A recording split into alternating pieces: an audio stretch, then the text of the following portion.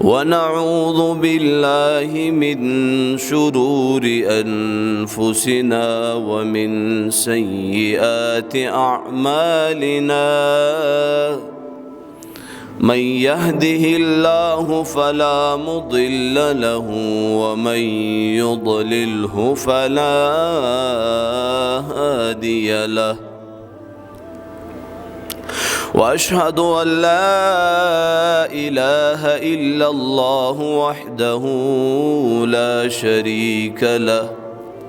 وأشهد أن سيدنا وحبيبنا وشفيعنا وسندنا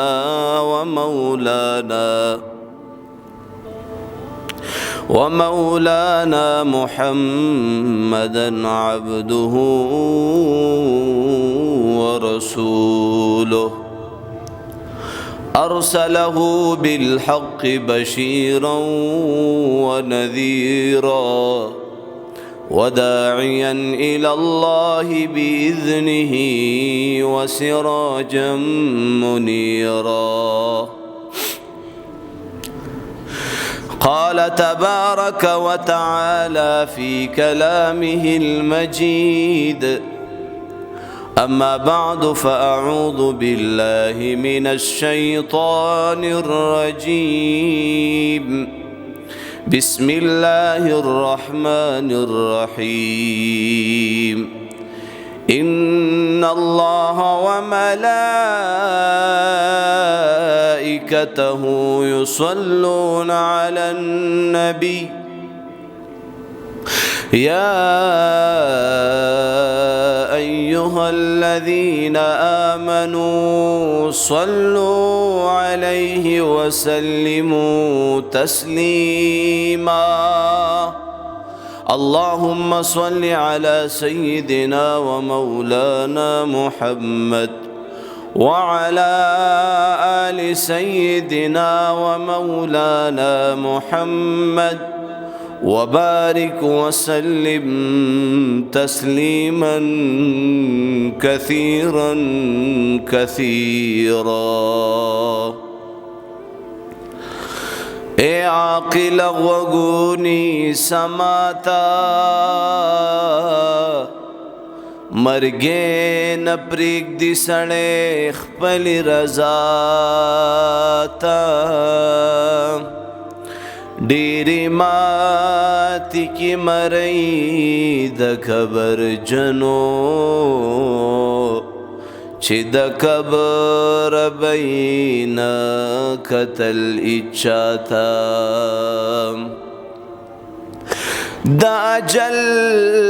سوار پتخ بدل راشي ناګهان با تالا شوایم تاتا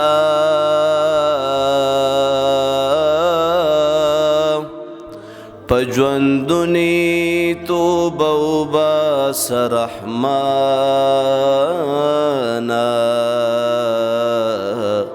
چی قیامت کی شرمندہ نشی اللہ تا طول پمین محبت پشوق سر درود شریف ہوئے اللهم صل على سيدنا ومولانا محمد وعلى آل سيدنا ومولانا محمد وبارك وسلم تسليما كثيرا كثيرا واجب الاحترام ارباب خاص وعام علماء کرام طلباء عظام زما د اهل سنت والجماعت عقیدی سره تعلق لرونکو په دین مینو غیرتمندو مسلمانانو الله جل جلاله امل والله منګو تاسو دی دنیا ته د یو مقصد د پر را لګلیو الله جل جلاله قرآن کې فرمای اے بندگانو تاسو ما عبس نہیں پیدا کری افحسبتم انما خلقناکم عبثا د انسان د 15 فوټه بدن کې الله رب العزت د خولي خولي اعضاګانی او بيدا انسان اشرف المخلوقات الله جل جلاله پیدا کړی دی. حضرت آدم علیہ السلام چې الله جل جلاله پیدا کړو نو فرشتو ته الله حکم وکړو چې آدم علیہ السلام ته سجده وکړي.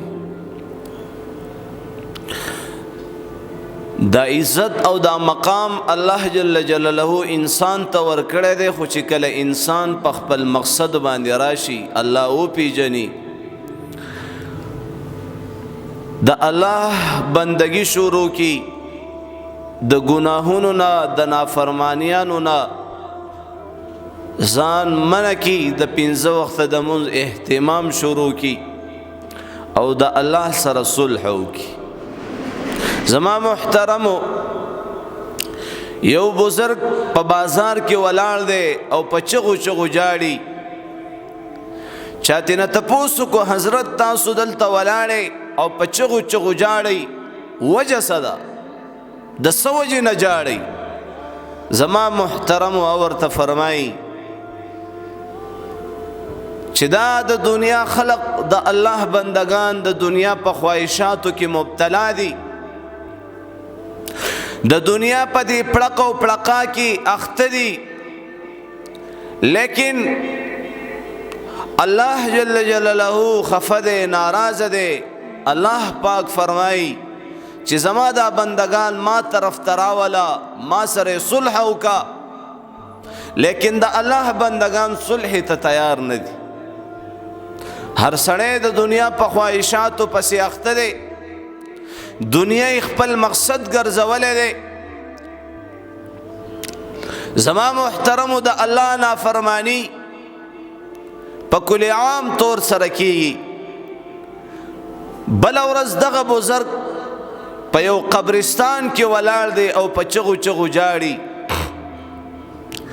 بیا تی نه چاته پوسو کو حضرت تاسو پرون په بازار کې ولاړ وئ او په چغو چغو جړل، نن په ادیره کې په قبرستان کې ولاړې او جاړې، دا ولی؟ وی زما هغه مسله ده چې پرون په بازار کې ولاړم، ما دې خلقو ته ویلي چې د الله سره صلح وکړي، الله طرف ته راشي، لیکن څوک اوزګار نه و چې الله طرف ته راشي او د الله سره صلح وکړي، د خپلو ګناهونو نه منع شي، توبه او استغفار وکړي، لیکن څوک تیار نه و. نن په ادیره کې ولاړم نو دا ټول مړي، دا قبرستان والا دا الله سره صلح ته تیار دي، لیکن نن الله تیار نه دی، सांस है चांस है, सांस ختم چانس ختم. بس د انسان د زندگی پوری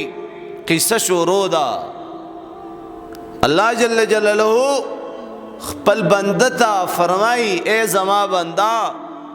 د دنیا زندگی می در لدر کړی د چې سپکی کې وکا، ما راضی کې او کما ناراضه کې. دو لارې دي،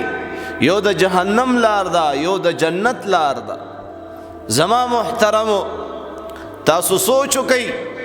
زمنګ استادو نه مخ کې خلق چرته لاړ،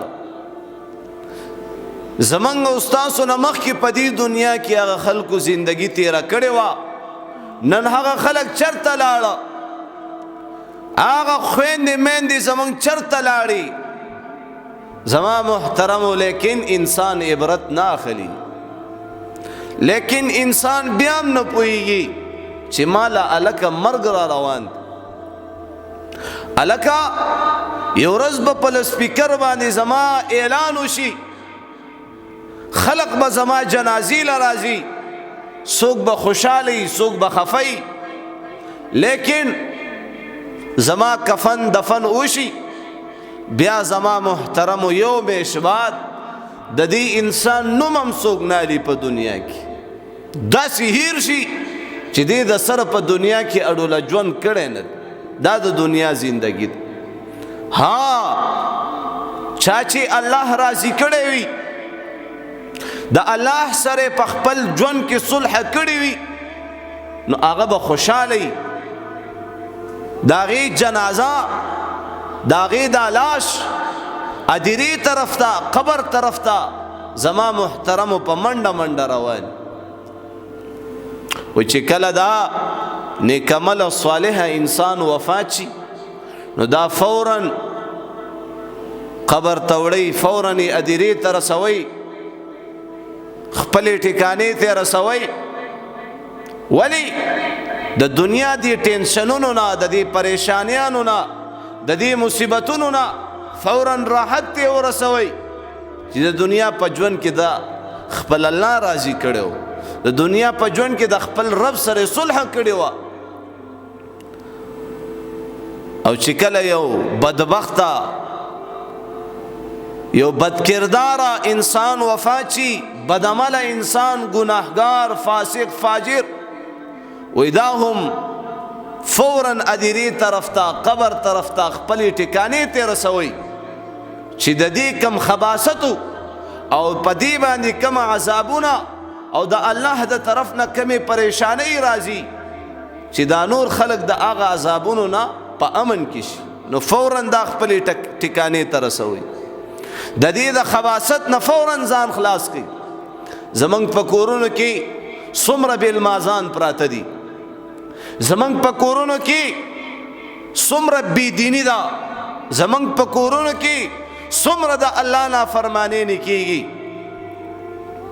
زه حیران یم چې دا خلک به کله توبه وباسي دا خلک به کله الله طرف ته راځي دا خلک به کله د الله سره صلح کوي چې کله مرګ راشي. زما محترمو د دنیا په ژوند کې داسې زندگی تیره کوي چې تاسو پسې بیا اسمانه مو جاړي تاسو پسې د جماعت هغه ځمکه مو جاړي تاسو پسې قرآن مو جاړي تاسو پسې چرند پرند مو جاړي د ځنګل ځناور هم در پسې وجاړي پیریان هم در پسې وجاړي. نو دا دیندار انسان پرهیزګار انسان تقوادار انسان تهجد گزار د الله نه ویریدونکی بس زما محترمو زه اکثریت دا خبره کوم چې ای زنانو ای نارینو د دنیا په ژوند کې څه وکړه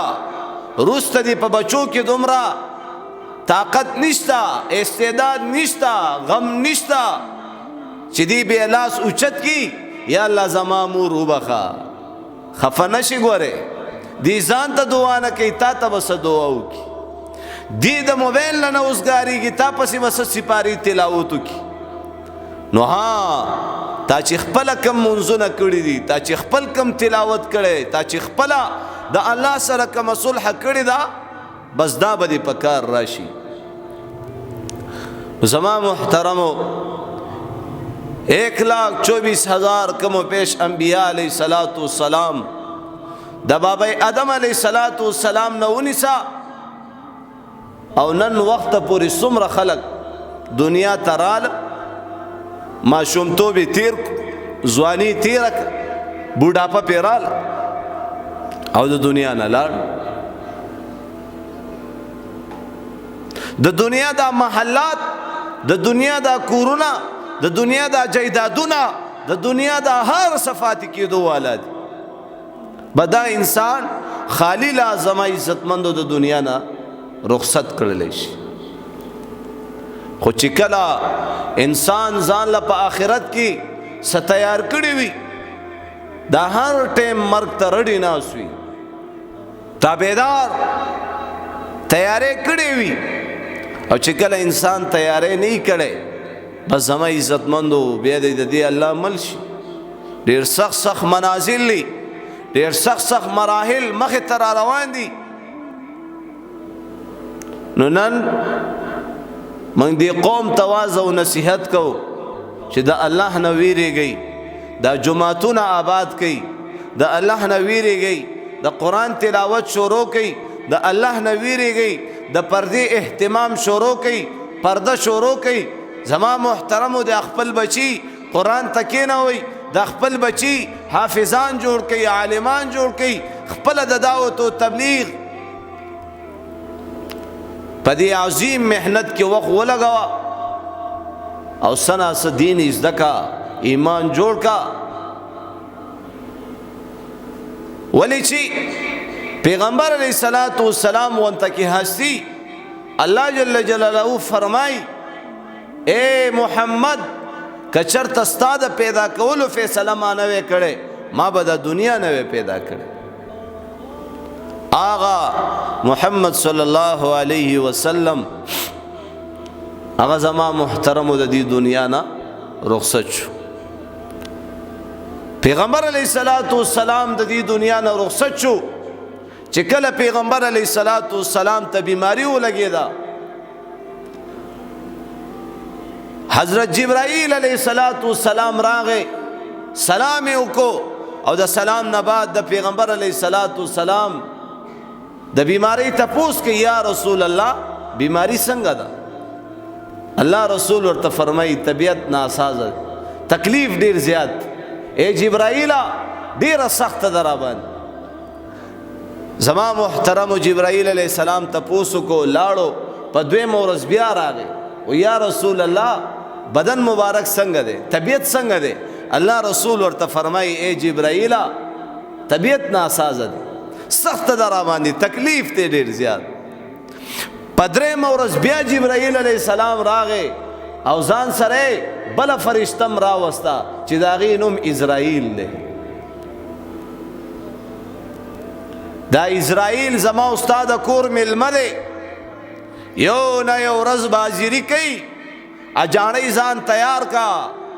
زنانو ځان تیار کړي نارینه ځان تیار کړي نن خو تاسو داسې بیغم په دې دکانونو کې ناشته په دې کورونو کې ناشته په دې دفترونو کې ناشته تاسو وای چې بس موږ له مرګ نشتا موږ خو به همیشه په دې دنیا کې موږ به همیشه په دې دفترونو کې همیشه په دې دکانونو کې همیشه بس نه جنا اجل ہی نہ چوڑا نہ کسرا نہ دارا اسی سے سکندر صفات بہارا ہر ایک لے کے کیا کیا نہ حسرت سے دارا پھرا رہ گیا سب یونی ٹاٹو سارا جگہ جی لگانے کی دنیا نہیں ہے یہ عبرت کی جا ہے تماشا نہیں ہے پیغمبر علیہ الصلوۃ والسلام چکلا د جبرائیل علیہ الصلوۃ والسلام سره خبر اترې وشوي نو زما محترمو حضرت اسرائیل علیہ الصلوۃ والسلام خو تاسو ټول پیژنئ چې دا هغه فرشته ده چې د انسانانو روحونه قبض کوي او تاسو ته پته شته چې دا اسرائیل علیہ السلام چا پسې راغلی محمد رسول الله پسې راغلی زما محترم 1,00,000 فرشتو سرا اسرائیل علیہ الصلوۃ والسلام راغی او داسې فرشتي وي چې د هرې فرشتي سره یو یو لک فرشتي نوري پیغمبر علیہ الصلوۃ والسلام اسرائیل علیہ الصلوۃ والسلام طرف ته اشاره کوي اے جبرائیل دا څوک دی هغه څه پیژندو پهلا ځل فرشتہ راغلی دا هغه څه پیژندو و یا رسول الله دا اسرائیل دی علیہ الصلوۃ والسلام اسرائیل علیہ الصلوۃ والسلام سلام واچولو اجازت غوښتو جبرائیل علیہ السلام محمد رسول الله ته فرمای یا رسول الله اجازت غواړي او یا رسول الله دا مقام الله تاسو له درکړي تاسو نمک کې څومره انبیا تیر شوی دي څومره انسانان چانم دی اجازت نه دی غوښته دا مقام الله تاسو له درکړي چې اسرائیل علیہ السلام اجازت غواړي که اجازت ورکه خراب شي او که اجازت نه ورکه نو نشي راتلی دومره لوی مقام محمد رسول الله تعالی ورکړه زما محترم پیغمبر علیہ الصلوۃ والسلام اجازت ورکو حضرت اسرائیل علیہ السلام راغه او پیغمبر علیہ الصلوۃ والسلام سره خبرې اترې وشي او ورته یا رسول الله الله را لګلم او راته دا حکم کړي چې زما حبیبنا اجازت وغواړه که اجازت در کی خودن ورشا او که اجازت در نکړو واپس راځه یا رسول الله الله جل جلاله را لېږلم ستاسو د روح قبض کولو دپاره، ستاسو اجازت دی. پیغمبر علیہ السلام جبرائیل علیہ السلام ته سترګې ورړی، اے جبرائیل دا څه وایي؟ و یا رسول الله الله جل جلاله ستاسو د ملاقات شوق لري. الله جل جلاله د خپل حبیب محمد رسول الله صلی الله علیه وسلم سره د ملاقات شوق لري. پیغمبر علیہ السلام ډیر خفه شو، په سترګو کې اوښکې راغی. زما محترمو هغې نه بعد اجازت یې ورکو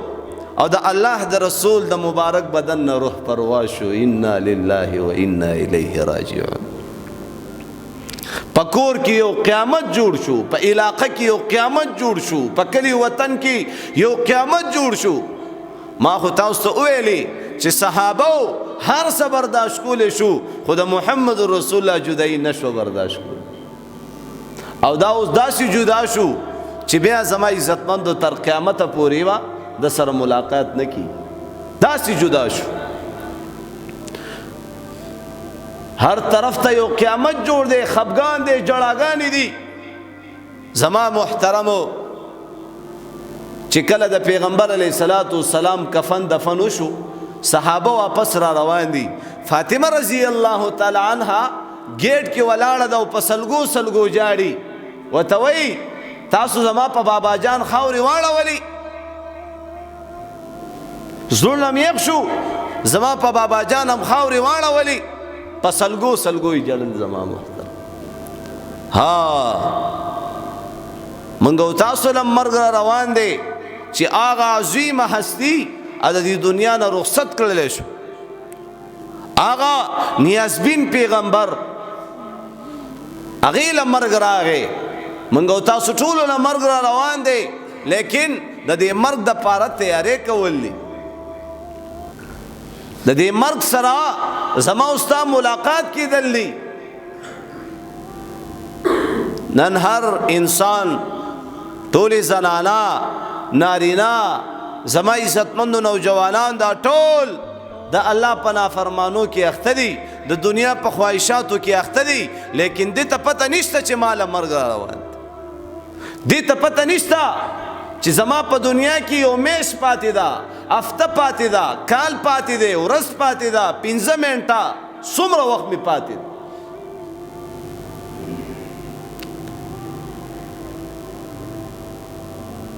نو زما محترمو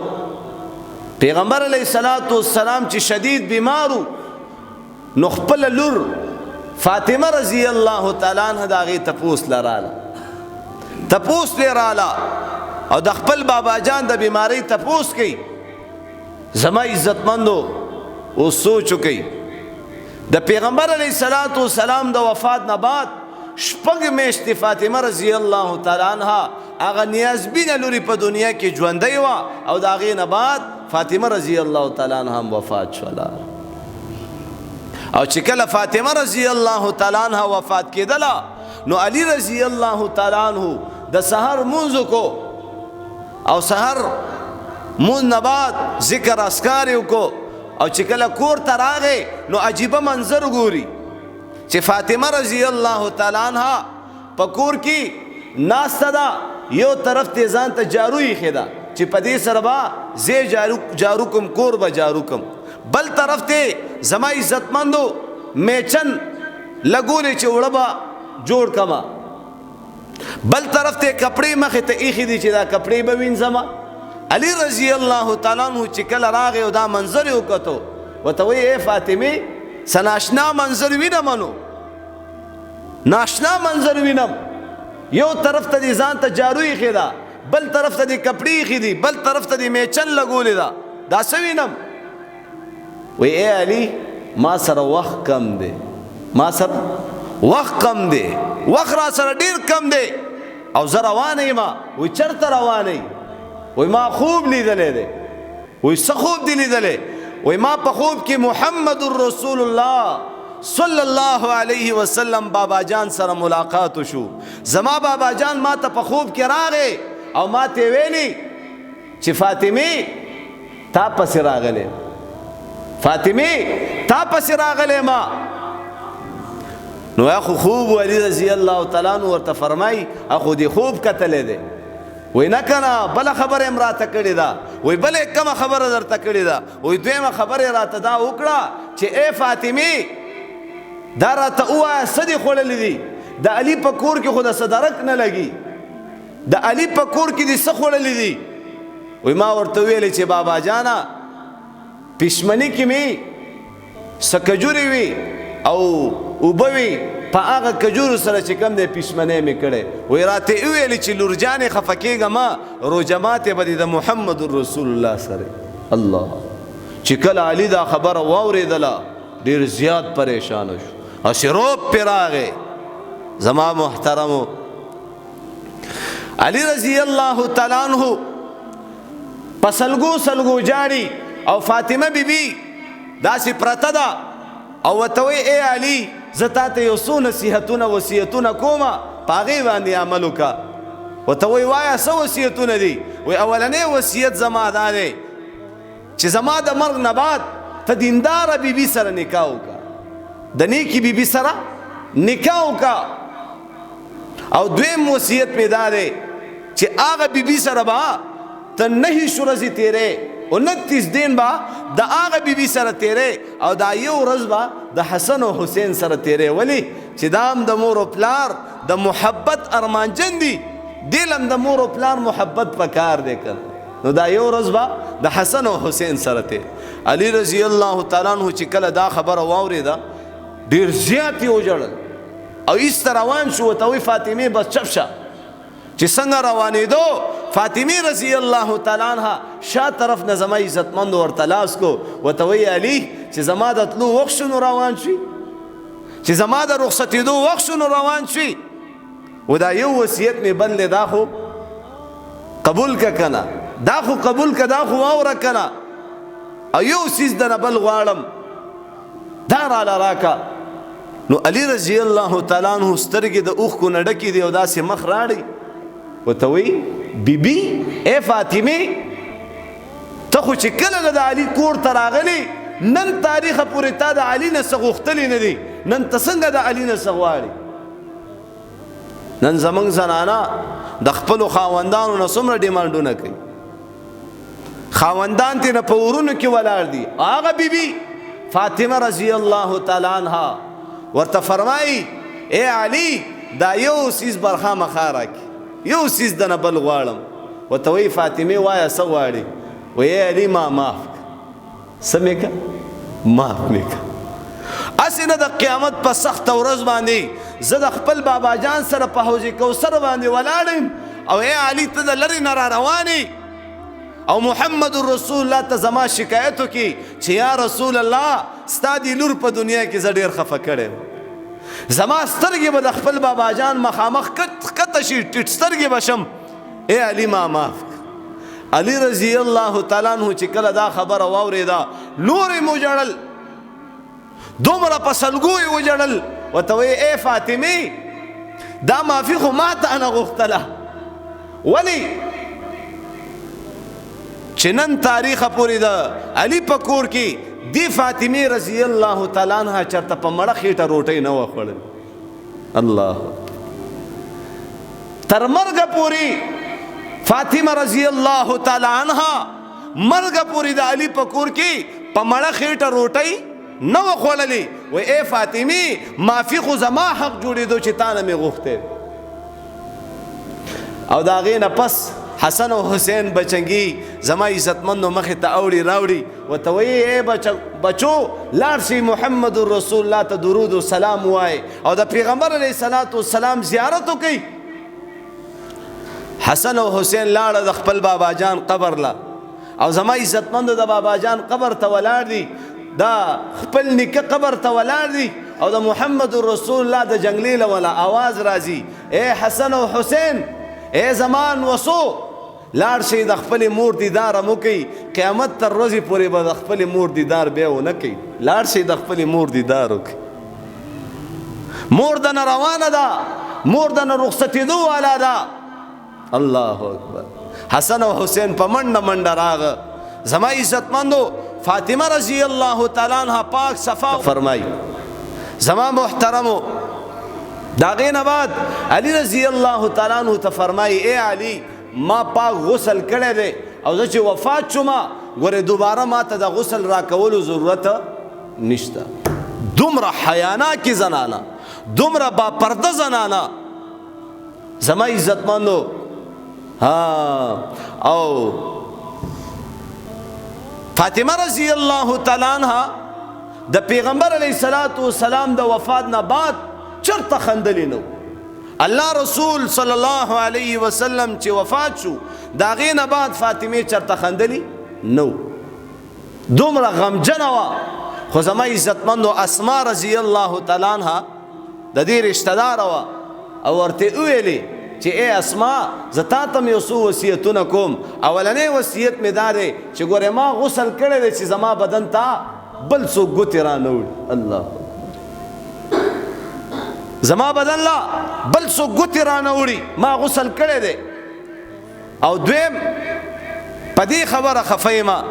چې زما د جنازې دا کټ ادیرې طرف ته روان کړی وي نو دا خلک با زما دی جنازې زما دی کټ ته به ګوري او وایي به چې فاطمه د بدن نه غټه وه یا فاطمه د بدن نه وچه وه. زه په دې سخته خفه یم چې دا به څه کي. اسماء رضی الله تعالی عنها ورته وفرمایل چې فاطمه مه خفه کېږه. حبشو کې داسې یو ترتیب او اصول دی چې هغه کله زما عزتمند یو زنانه وفات شي نو د کجورو دا څانګې دا په دې زنانه باندې د پاسه داسې ډولۍ غونته کې ووي چې د هغې په ذریعې سره د زنانه بدن نه ښکاري. نو زما عزتمندو په دې خبره باندې فاطمه رضی الله تعالی عنها په خندا شول. دی دویم ځل خندلو. د خپل پلار د وفات نه بعد یو د پلار په ژوندانه خندلیو، یو د پلار د وفات نه بعد یو ځل چې وخندل په دې خبره وخندل او ورته وویلې چې زما جنازه به د شپې په تیاره کې قبرستان طرف ته وړلی کېږي. د شپې په تیاره کې چې نامحرمه زنانه نامحرمه نارینه زما جنازه زما د جنازې کټ ونه ګوري. دومره حیاناکه، دومره باپرده زما عزتمندو، دومره د حیا نه ډکه. علی رضی الله تعالی عنہ ډیر زیات غمجن دی. وی فاطمه ته خو اوسه پورې چې کم دی ستا خوله خاموشه وه. وی زما بابا جان زما خوله خاموشه کړې وه. ما ته زما بابا جان ویلو چې ای فاطمه ګوره خبردار د علی په کور کې د هیڅ څه درک نه لګي او د علی نه به بې ځایه ډیمانډونه نه کوې. زمونږ زنانم دي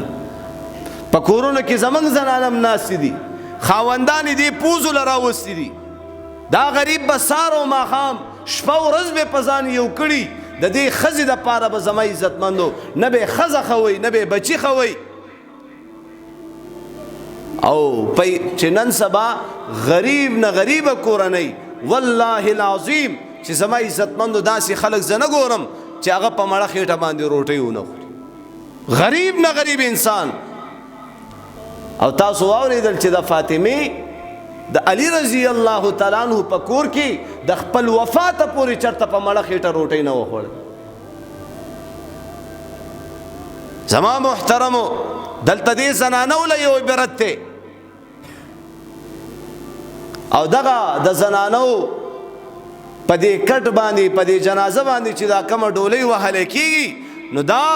زما عزتمندو د فاطمه رضی الله تعالی عنها سنت دی. دا د هغې په دې جنازه باندې د هغې د جنازې په کټ باندې دا ډولۍ وهلی شوې وه. نن هم د دې زنانو په دې کټونو د جنازو په کټ باندې دغه ډولۍ والې کېږي. خو زه حیران یم چې یو زنانه ټول عمر ټیک ټاکې جوړې کړي، ټول عمر چې کم دی خلکو ته خپل سترګې ښودلی، خپل بدن یې ښودلی، خپل آواز یې ښودلی، خپل جسم یې ښودلی. د مرګ نه بعد که پیار څومره پردې ته ور واچې نو په ژوندانه خو هغه ټول هر څه په سین له وکړي دي. خیال مو دی دې خبرې ته. په خپل ژوند باندې هغه خپل بدن ټولې دنیا ته ښودلی دی. که د مرګ نه بعد هلته څومره هم پټه کړي نو پټه نه ده، پټه نه ده. زما عزتمندو حضرت عائشہ رضی الله تعالی عنها د فاطمه رضی الله تعالی عنها نه تپوس کو چې یو ورځ پیغمبر علیه الصلاۃ والسلام سخت بیمارو او ته د هغې تپوس لرالی پیغمبر علیه الصلاۃ والسلام تا ته په ښي غوږ کې یو خبره وکړه چې په هغې سره ته په جړا شوې بیا درته وې فاطمې غوږ را نږدې کا او تا بیا غوږ ور نږدې کو بیا درته په ګز غوږ کې یو خبره وکړه په هغې سره ته په خندا شوې دا څه منظر و فاطمه رضی الله تعالی عنها ورته فرمایي چې کله الله رسول سخت بیمار و چې په هغه بیمارۍ کې الله رسول بیا وفات شو وای ما ته وایي فاطمې لور جانې دا غوږ دې را نږدې کا او چې کله ما ورته غوږ ور نږدې کو ما ته وویلې چې لور جانې خفه کېږم زه به په دې مرض کې به د دنیا نه رخصتېږم او وفات کېږم نو لور چې د پلار د مرګ نه خبره شي خو څومره به خفه کېږي جاړي به که نه به جاړي دومره په سلګو سلګو یې وجړل بیا ورته وایي لورې دا غوږ دې را نږدې کا وایي ما ورته بیا غوږ ور نږدې کو وایي ما ته وایي چې لورې خفه کېږم زما په خاندان کې به د ټول نه لومبی ستا ما سره ملاقات کېږي دی راته وویل نو فاطمه په خندا شوله بیا د پیغمبر علیه السلام د وفات نه بعد 6 میاشتې فاطمه ژوندۍ وه او زما عزتمندو د هغې نه بعد وفات شول ډېر زر ورپسې لاړه ها چې کله د فاطمې رضی الله تعالی عنها کفن دفن وشولو که نه علی رضی الله تعالی عنه په سلګو سلګو جاړي او د فاطمې قبر سره داسې ولاړ داسې غمجن ولاړ دی زما عزتمندو دا سترګې تکې سرې دي د جړا د لاسه او وی اوس ما د دنیا حقیقت وپېژند ما د دنیا حقیقت اوس وپېژندو چې ما نه فاطمې غونته کې بیبي جدا کړه په دې لاسونو سره مې محمد رسول الله دې خاورو ته ورسپارلی او په دې لاسونو سره مې ورله لورم خاورو ته ورسپارل دا د دنیا حقیقت تیرونو زما عزتمندو په دې کورونو کې زنانه ناستې دي دا زنانه د خپلو خاوندانو قدر وکوي ادب وکوي احترام وکوي خدمت وکوي دا ستا خاوند ستا دپاره جنت هم دی جنت جهنم هم دی که تا نه خاوند راضي و خو تا نه الله راضي دی او که تا نه خاوند ناراض و قسم د الله په ذات باندې ستا یو عمل یو لیشم بر آسمان ته نه ځي ډېرې زنانه بد اخلاقی بد مزاجی نو د فاطمه رضی الله تعالی عنها د زندګۍ نه د عبرت واخلي په خواهشاتو باندې په خوخو کپړو باندې په خوخو خوراکونو باندې خاوند دې مه خفه کوه بې ځایه ډیمانډونه ترېنه مه کوه د دنیا د یو څو ورځې زندګي د ختمېدو والا زما عزتمندو ختمېدو والا ده که څوک په خېټه باندې موړ دی هغې له مرګ را روان دی که څوک په بدن باندې پټ دی په کپړو کې د خپلو خواهشاتو مطابق هر لباس یې اچولی هر خوراک یې کړی په داسې داسې کورونو کې ژوند کړی چې غریب سړی چې کم دی هغه محل ته ورولي اب وایي چې دا جنت دی که څنګه چل داسې داسې کورونو کې ناستو خلکو لم الله پاک فرمایي چې مرګ به راځي اینما تکونو یدرککم الموت ولو کنتم فی بروج مشیده ټولو ته به مرګ راځي ټول به د مرګ ځای قصه کوي د ټولو به په دې ادیره کې یو شپه راځي خامخا نو موږ څه تیاری کړی موږ هیڅ تیاری نه دی کړی زما عزتمندو یوه لور هغه چې کم دی د خپل پلار کره اوسیږي نو پلار او مور یې لاندې چت کې پاتې کېږي او دا لور یې په بره چت کې پاتې کېږي په دویم چت کې دغه خاوند چېرته په لوی سفر باندې روانو نو دې خپلې ښځې ته وایي چې ګورې زما د راتللو پورې به ته د کور نه نه وځي زما د اجازت نه بغیر ته به د کور نه قدم هم بار نه هلي او چې څومره اخراجات ضروریاتو هغې ورته برابر کړو خاوند یې لاړ څه موده تېره نه وه چې زما عزتمندو د دې زنانه پلار بیمار شو چې پلار یې بیمار شو د خپل محمد رسول الله صلی الله علیه وسلم پسې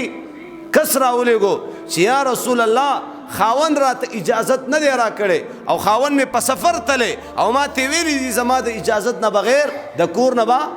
نه وځي اوس مې پلار بیمار دی نو د پلار تپوس کولی شم که نه شم کولی پیغمبر علیه السلام ورته فرمایي چې د خاوند اجازت نشته ته د پلار تپوس هم نشي کولی بې اجازته به د کور نه نه وځي واوره بیا زما عزتمندو څه موده تېره وه چې پلار یې وفات شو بے پیغمبر علیہ الصلوۃ والسلام پسې درخواست ولېږو چې یا رسول الله مخکې مې پلار بیمارو اوس مې پلار وفات شو وړي رانه قبر کې ږدي خښیې همیشه دپاره د پلار د مخ زیارت په ما باندې بند شي اوس خو راله اجازت راکړئ چې د خپل پلار دیدار وکړو پیغمبر علیه الصلوۃ والسلام ورته فرمایي چې د خاوند اجازت درته نشته د کور نه به بهر قدم هم نه هلي خو هغه منونکې زنانه وه دا اوسنۍ د خاوند چېرته پروا کوي دا اوسنۍ چېرته په مسلو باندې عمل کوي والله چې تورات زبور انجیل او قرآن هم ورته ختم کړي که نه خاوند غریب بې خبره نه دا به په پلار کره ناست دی داسې ده که نه ده خاوند غریب ته اډوله نظر نه کوي په الله قسم که ته د پلار کره ځې که رشتهدار کره ځې د خاوند د اجازت نه بغیر ووتې تر کومه پورې واپس کور ته راغلی نه په تا د الله لعنت ورېږي دا زنانه به څوک خبرې څه د زنانو نه سیسټم ګډوډ دی او څه د نارینهو نه ګډوډ چې دې نارینهو د خپلو زنانو ته دین نه دی ښودلی نو زما محترمو هغه زنانه منونکې زنانه وه هغې خبره ومنله اوس خو پیغمبر علیه السلام نشته که نه اوس خو صحابه نشته که نه تابعین نشته نو د پیغمبرانو وارثان شته که نشته نو د پیغمبرانو وارثان واز او نصیحت کې همدا خبره کوي چې د خپلو خاوندانو عزت وکړي احترام وکړي ادب وکړي الله لوی مقام ستا خاوند ته ورکړی والله چې دې خاوند ونه بخلي الله دې نه بخي خاوند نوم د الله نوم دی الله رسول فرمایي د الله نه ما سوا بل چاته سجده جایز وي ما به ښځو ته حکم کړی وی چې خپلو خاوندانو ته سجده وکړي نن دا خاوند غریب به پش لا چې په هغه بلا واوړي خاوند ښځه چې کندې په کرسۍ کې ناستی او خاوند یې لکه د خادم غونته کې ورشه اوبه راوړه ورشه دا وکړه ورشه ماچس راوړه ورشه مالګه راوړه داسې ګرځئ را ګرځئ الله دې داسې بلاګاو نه موږ ساتي الحمدلله زموږ بیبیانې خو جنتیانې دي په پټو سترګو باندې پوه شو نه بازارونه کتلي نه چې کوم دی بس پایه عزت کې زموږ په کورونو کې موږ ته ناستي دي نو چې دا کمې ښځې د خپلو والدینو نافرماني کوي که نه ورته ووایه ځان مه ستړی کوه دا هر څه د فضول دی یو لې ستا دا ذکر اذکار دا تسبیحات دا روجې دا نیک اعمال بره نه ځي نو زما عزتمندو هغه زنانه منونکې وا خبرې ومنله او چې خبرې ومنله پیغمبر علیه الصلاۃ والسلام ته الله وحی وکړه د هغې نه بعد پیغمبر علیه السلام هغه زنانه راوغوښتله ورته وایي د هغه پلانکي لور راوغواړئ چې لور یې وله راوغوښتله و یا رسول الله من حاضری پیغمبر علیه الصلاۃ والسلام ورته فرمایي چې تا ته د خوشخبری وي تا د محمد رسول الله خبره ومنله تا د خپل خاوند د اجازت نه بغیر د خپل کور نه بهر قدم وانه خستلو الله رب العزت ته د عمل دومره خوښ شو چې ستا د پلار مغفرت یې پې وکړل ستا د پلار مغفرت یې پې وکړل په دې عمل باندې ستا د پلار بخنه او که دې د پلار تپوس کړی وی د پلار زیارت یې کړی وی نو څه به پې نو زما عزتمندو د خپل خاوند په منلو کې په خبره منلو کې د پیغمبر علیه السلام په خبره منلو کې د دنیا او د آخرت خیرونه دي ها یو خو د ګناه حکم خاوند کوي د شریعت نه خلاف نو د ښځو ته زه حکم کوم د ښځو ته زه دا خبره کوم چې په دې صورت کې به د خپل خاوند خبره نه مني چې په هغې سره الله خفه کېږي د شریعت نه خلاف حکمي اکثریت داسې شته چې خاوندان د خپل ښځې غلط استعمالوي د خپلو ښځو نه غلط ډیمانډونه کوي زه خبره ډیره نه واضحه کوم ماله میسیجونه راځي پوه شوې والله چې دماغ به دله حیران کړي حق حیران به وایي خاوند مې بیا را سره خبرې نه کوي بیا راله کور ته چې کوم دی خوراک رزق پیسې هېڅ هم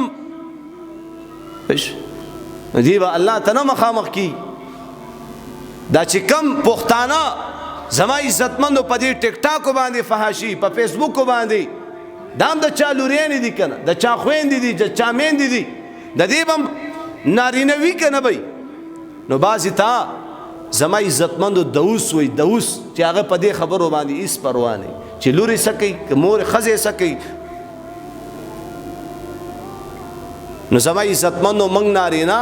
دا خپل زنانه به په کنټرول کې راولو. هر سړی د خپل کور وزیر اعظم دی او زما عزتمندو چې موږ خپل کور په کنټرول کې کو، خپل میندې په کنټرول کې کو، خپل خویندې په کنټرول کې کو، نو ان شاء الله دا ټول سیستم به جوړیږي. ښه نن خو د فیسبوک او د انټرنیټ او د سوشل میډیا دور دی، پوه خاون به خبر هم نه او زما عزتمندو د ښځې ویډیوګانې به په فیسبوک باندې چلیږي، خاون به خبر هم نه. نو زما عزتمندو دا ټول زمونږ تعلق د سوشل میډیا سره دی، د معاشرې په اصلاح باندې اکثریت دې خبرو ته ضرورت وي. نو دې بنیاد باندې زما عزتمندو ان شاء الله العزیز چې دا اکثریت زنانه دي پیرانو له ډېرې ځي، دمګرو له ځي، په دې باندې خو زما زړه وچاودېدو چې دې دمګرو له مه ځئ، دې پیرانو میرانو له مه ځئ. یو پیر داسې په یو اوچته غونډۍ په یو اوچت غر باندې به ناستو او دا زنانه او دا خلک ور راتلل او زما عزتمندو دم درود به یې کول او هغه به څه کول، دې بړې ته به یې لاس کو، دا پتون به یې وګرولو او د هغې هغه خیره به یې راواخیستو او لاس کې به یې ورته کېښوستو دا اوبو سره تېر که او هغه چې به تېر کو بس بیماري به یې ښه شوه. چا ورته ویلې چې دا ته څه بدبخته یې، دا څه ګندګي دې شروع کړې ده؟ وایي چې دا دې قوم سره دغه ګندګي نه کوم، هغه لوی الله پرېږدي او ما پسې را روان دې خلکو سره همداسې پکار ده، هغه لوی الله پرېږدي او دې پیرانو پسې او زما عزتمندو چرګه راوړه چیلې راوړه دا وکه هغه وکه. نو ان شاء الله د خپل الله سره به صلح کو او د خپل ټولې مسلې به په چا حل کو؟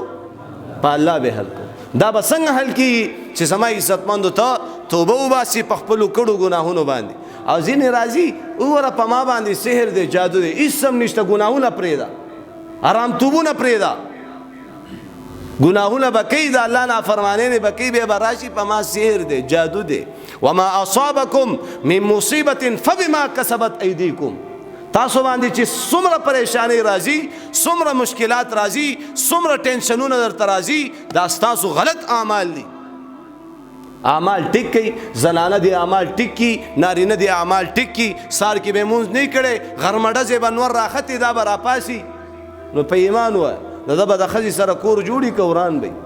دا په دې کور کې په وړو کې چینو کې غوړو کې پیاز دې کې به برکت وي او که نه بې برکتي به د دې دا بچي به څه حسابي. والله چې د مونځ او دست نه بغیر د دین نه بغیر زندگی تباہی ده، هلاکت ده. زندگی آمد برای بندگی، زندگی بے بندگی شرمندگی. نن ټول دنیا زما عزتمندو دنیا پسې مبتلا ده، د دنیا خواهشات او کپړې او فضولیات او لیکن مؤذن به وایي حی علی الصلاة حی علی الصلاة. دو کارونه دی مخې ته راغه، یو د دین کار دی یو د دنیا کار دی، ته به کم طرف ته متوجه کېږي؟ ډېر تکړه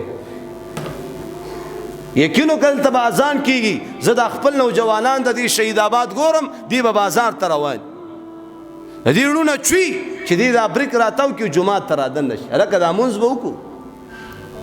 خوش په کورونو کې زنانو سره د مونځ او دس اهتمام نشته، نارینهو سره نشته. پوه شو چې د آینده نسل د دې غریبانانو به سهار ډېر ماشومان دي سکول ته به لیږي او د مدرسې سبق ته به نه لیږي، اے بی سی ډي به پې وایي او زما عزتمندو قرآن به پې نه وایي. نو دا قرآن به د قیامت په ورځ شفیع وي، د خپل ویونکي دپاره به شفاعت کوي، یا به په تا باندې الټا ابجکشن کوي چې یا الله تا دنیا ته زه څه دپاره لیږلی وم، دی خو خپل بچې وزیر اعظم انجینیر او کرنل او جج او فلا فلا. دا یاد ساتئ، دا به زما عزتمندو تر مرګه پورې چې کله انسان وفات شو ان شاء الله چې دا سترګې ستا پټې شولې، بیا به تا ته د حافظ قرآن مقام به تا ته معلوم شي، بیا به تا ته پته ولګي چې د قیامت په سخته ورځ باندې په خولو کې ډوب ولاړې. ما خو تاسو ته ویلې دا څه ګپ شپ خبرې نه دي. زما عزتمندو یو نوجوان د دې نوم نه لاندې ټول بدن چې کم دی یعنی تک تور شوی او سوځېدلی و، نو هغه خپله کارګزاري څه داسې بیانوله چې یو ورځ زه د دوکان نه ستړی ستومانه د شپې را روان وم، نو زمونږ په دې لاره باندې داسې ادیره راځي، زه په هغه ادیره باندې را تېرېدلم، نو چې مې وکتل اوس د یو قبر نه داسې رمباړې داسې چغې راوځي، و چې ورنږدې شوم په هغه قبر کې داسې یو سورې غونته کیو هغې کې مې لیټ ووهلو چې ومې کتل اوس پکې یو مړی پروت دی په دې مړي باندې یو ځناور د مږي عمره اخته دی او زما عزتمندو دې پوندې له وله یو ټک ورکي او دا مړی هغه رمباړې وی هغه چغې وی وی ما یو چوکه وکتله چې یاره دا تېنه لرې کم یار دا خو دې مړي ته ډېر تکلیف ورکړلی کي ډېره سخته په دې مړي باندې تېرېږي لکه څنګه چې زما عزتمندو په ژوندانه باندې د چیلۍ نه سرمن وباسي داسې رمباړې دی چې دې مړي وهل وی ما هغه چوکه باندې هغه ځناور تېنه لرې کولو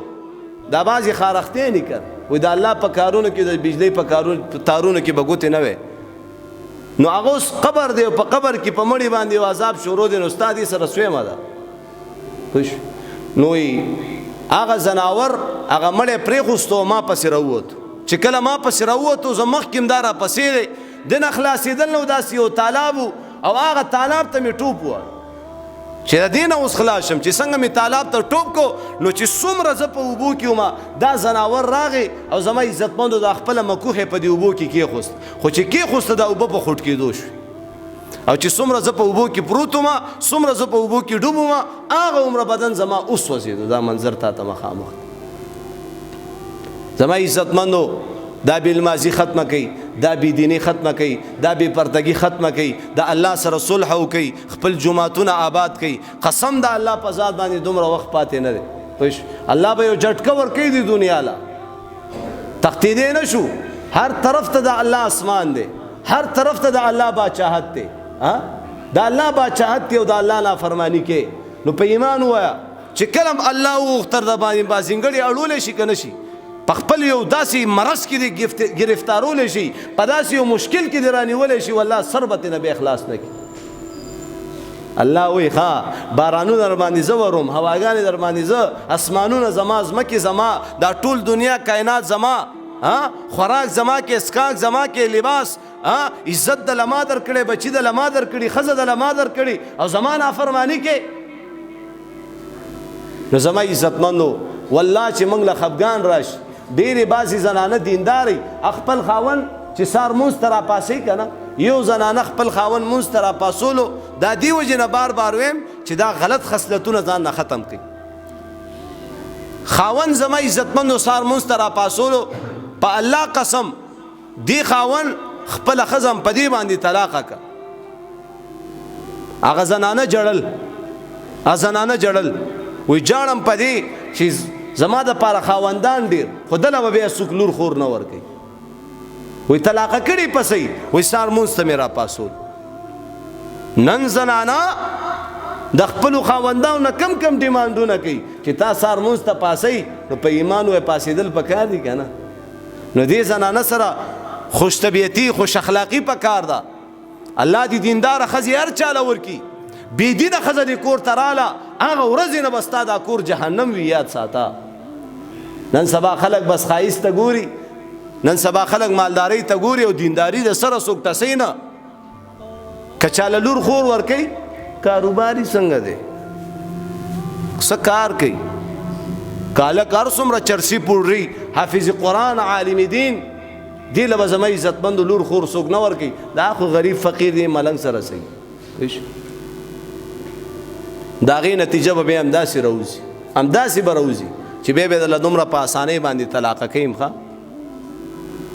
نو انشاءالله العزیز چې زمونږ او ستاسو خویندې میندې شته د هغې به په بهترینو ځایونو کې به رشتې کوو د خپلو بچو دپاره په بهترینو ځایونو کې دیندارو خلکو سره به انشاءالله مونږ او تاسو رشتې کوو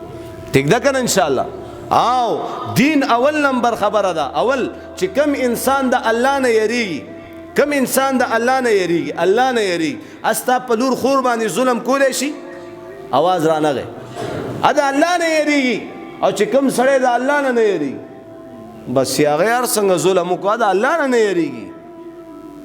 نو زما عزتمندو داسې خلکو لا لور خور ورکول پکار دي چې د چا نه یریږي الله نه او چې کم سړی د الله نه یریږي که نه تاسو کله رشته کوئ په دې بنیاد باندې رشته وکئ د الک مکمل تفتیش وکړه چې مونځ او دس کوي که نه کوي د دې الک ناسته پاسه د چا سره ده بس دغه فضول معلوماتونه به کوي چې داسې څه کار کوي دا چرته کینی پاسي دا څه کوي څه نه کوي پوه شوي کاروبار یې څنګه دی د دې خبرو تپوسونه به کوي نو ان شاء الله چې زما عزتمندو زمونږ دا معاشره به جوړه شي زمونږ د دې خویندو میندو دا زندگی به بچ شي د لوی لوی هلاکت د تباهۍ نه به د دې زندگی نه بچ شي نو ان شاء الله عمل به پې کوو که نه ان شاء الله 15 وخت د مونځ اهتمام به کوو ان شاء الله په هر ځای کې یو زما عزتمندو زه اکثر دا خبره کوم چې د چا کال پاتې دی په دنیا کې د چا میش پاتې دی د چا هفته پاتې دی د چا منټ پاتې دی چا سي بس هیڅ پته نه لګي پوه زما او ستا کفن من بازار ته راغلی زما او ستا کفن بازار ته او دلته ما تا کم سوچونه کوو ما تا کم خیالات دي نو ان شاء الله توبه به کوو ان شاء الله الله سره به صلح کوو ان شاء الله د پیغمبر علیه السلام غونته کې هستی د دنیا نه تللی ده نو ما تعالی به ضرور مرګ راځي